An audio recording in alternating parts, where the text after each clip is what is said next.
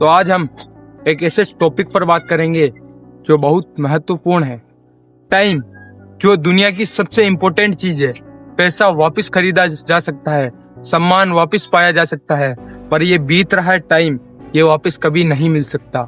इसीलिए दुनिया कहती है कि अपने टाइम का सही इस्तेमाल करो, पर ज्यादा से ज्यादा पॉपुलेशन इंडिया की 64% दूसरे के वहां खुद का टाइम देकर मनी कमा रही है। गलत नहीं है, बट सबसे इम्पोर्टेंट चीज है, टाइम इतना सस्ता क्यों है अपना? अमीरों का टाइम इतना महंगा क्यों होता है? उन्हें उनका टाइम के लिए हमें अपॉइंटमेंट क्यों लेना पड़ता है? कि उनका टाइम है कीमती। हमारा टाइम एक कॉल पर हम कहीं पर भी चले जाते हैं। किसी ने बुलाया हम चले जाते हैं, किसी शादी को नहीं छोड़ते, किसी फंक्शन को नहीं छोड़ते। मतलब कोई भी खुशी की चीज होगी ना, उसे हम छोड़ ही नहीं सकते, सेक्रीफाइस हम कर नहीं सकते, क्योंकि टाइम हम ऐसी चीजों पर लगाते हैं जिससे हमारा दिमाग भी कमजोर होता है, हम भी कमजोर होते हैं, आलस आता है और हम जीवन में कुछ नहीं कर पाते। तो टाइम इतना सस्ता क्यों है, इस पर बात करते हैं अब।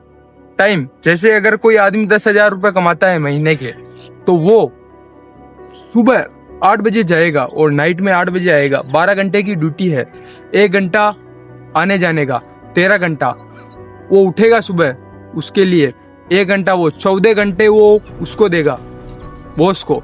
मतलब उसके 14 घंटे के 10,000 रुपये महीने के, यानी उसके महीने के कितने होंगे? 280 420 घंटे देगा, तब उसे 10,000 रुपये मिलेंगे। यानी उसने टाइम को बेच के पैसा कमाया। आप क्या चाहते हो?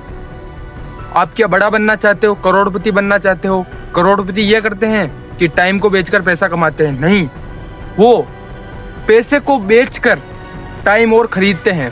जैसे आपका बॉस ही है, तो उसने पैसे देकर टाइम खरीदा है।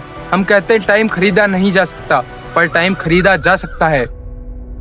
समय ही धन है, बट धन भी समय है, क्योंकि धन से ही हमारा टाइम खरीदा जा सकता है।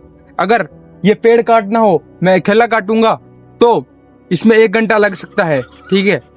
और अगर मैं किसी को खरीद के लाता हूँ 100 रुपये 200 रुपये, हम दोनों काटेंगे तो आधा घंटा लगेगा। मतलब आधा घंटा मेरा बच गया है। आधे घंटे के मैंने 100 रुपये दिए और आधा घंटा बचाया। तो हम क्या करते हैं, चिंदी चीजों में हमारा खुद का टाइम बेकार करते हैं।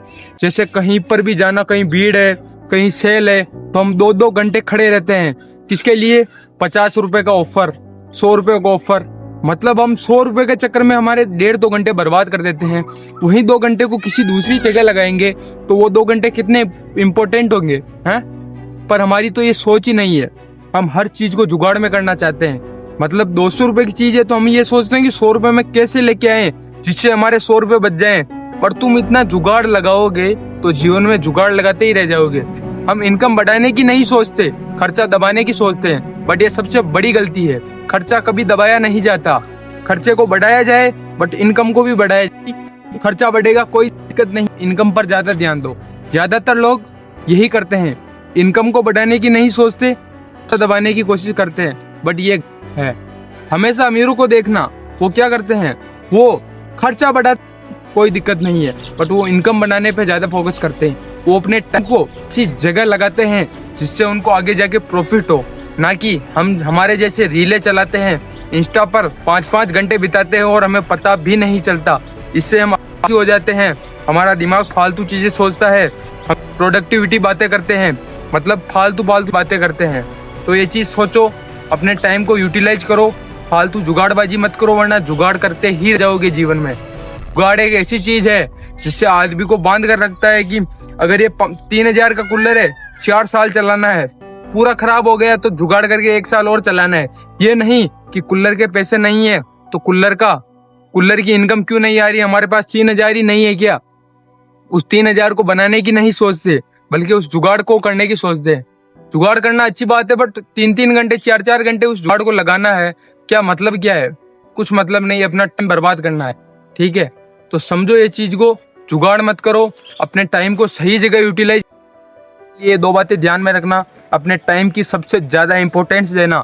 कोई भी दोस्त तो कॉल करे, बोल देना मेरे टाइम की कीमत, या उसको कोई काम बोल के टाल देना, बट अपने टाइम की वैल्यू करना।